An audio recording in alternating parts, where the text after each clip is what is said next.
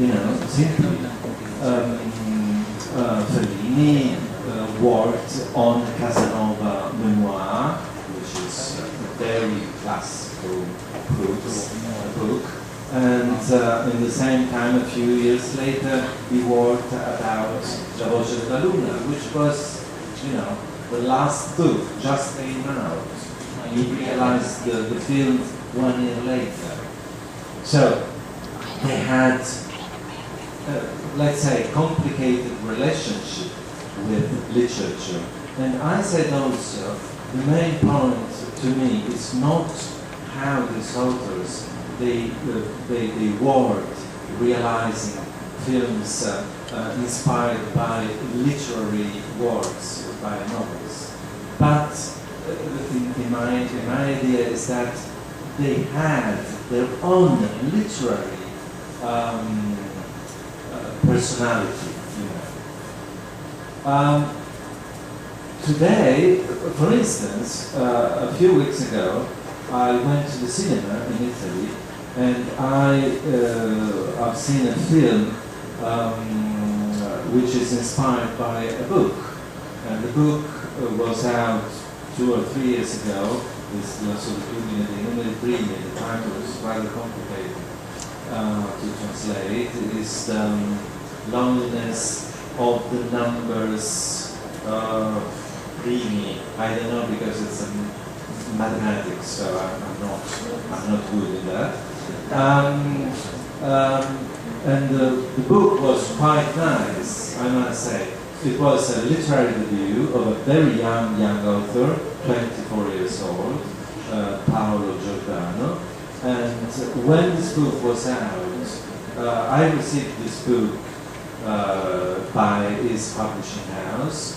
I can precisely remember, I do receive a lot of books from publishers because I'm a literary critic.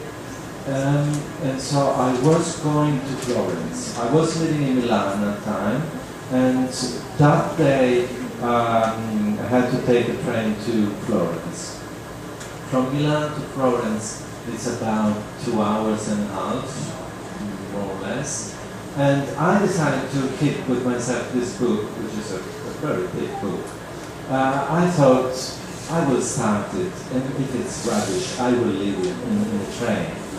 But actually, which is quite normal for me, but actually it happens the opposite. I arrived in Florence, and there were still, well, I was, during the reading in the train, I was crying like an idiot. And the lady in front of me, sitting in front of me, she was watching at me like this. You know, she was shocked because I was crying, and sometimes I had to stop myself reading because I was so moved by the story.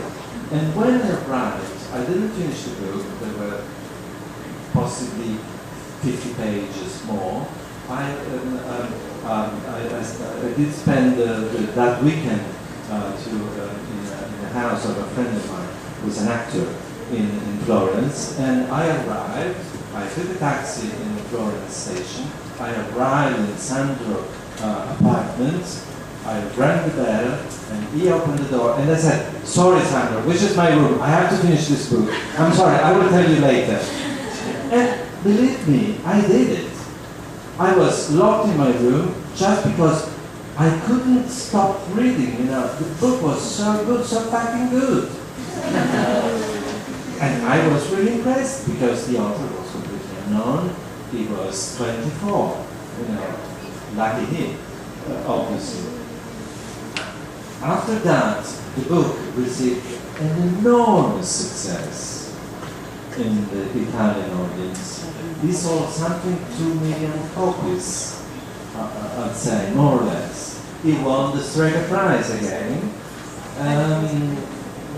Maybe you understood this Strega Prize is quite important in Italy. It's like the Booker Prize or Pulitzer Prize in the US or Goncourt or France, etc. But the film I've seen 3 weeks ago in Italy, and unfortunately the guy, the author, wrote inside also the screenplay, unfortunately, the film is really rubbish. Believe me, it's awful. It's boring, it's badly acted, it's badly directed.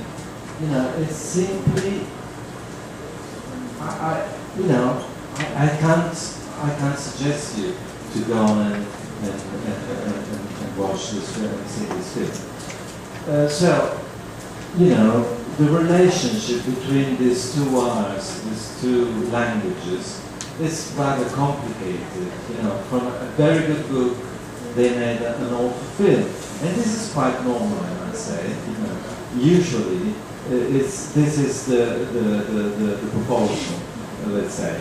The book is fantastic, and think about how many films film directors try to make inspired by La Recherche du temps perdu by Marcel Proust,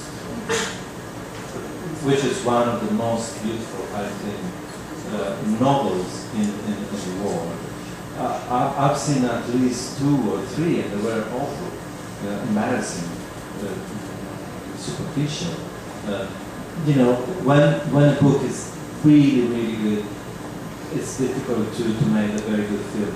And possibly for the reason I said before, the relationship between the two tables. One, you can imagine yourself your table, and in the film, that table is that table. And this is possibly deluding, you know, because you don't have the possibility to leave free your imagination, your imagination. So I told you, yes, I gave you a hint of the nowadays relationship between cinema and literature. I don't think the problem is that young film directors they can't choose anything in the panorama literature of Italy nowadays. The problem is much more complicated.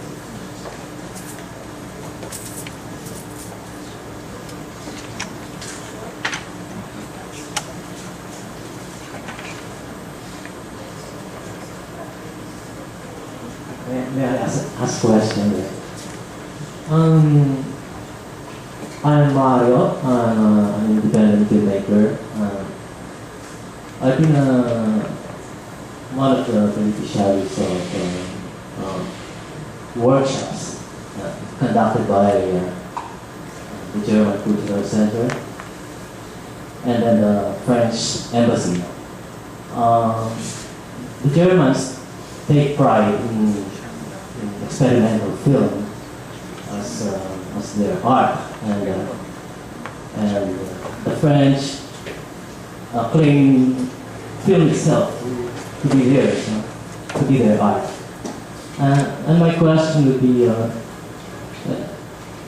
would the Italian government have some give some program for Filipino filmmakers for us to better grasp what Italian cinema is, and so is there such a program aside from the film showings that they are enjoying? To be honest, I don't know. I tried to tell you before about the situation of financial situation of the Italian cinema, funding from the government, from the public institutions. I really don't know if there are more supportive possibilities for filmmakers, etc. I don't know. I know the only thing I can say is that there was a good work made by previous governments and previous film commissions, and unfortunately that work, which was just the beginning, has been destroyed, creating a new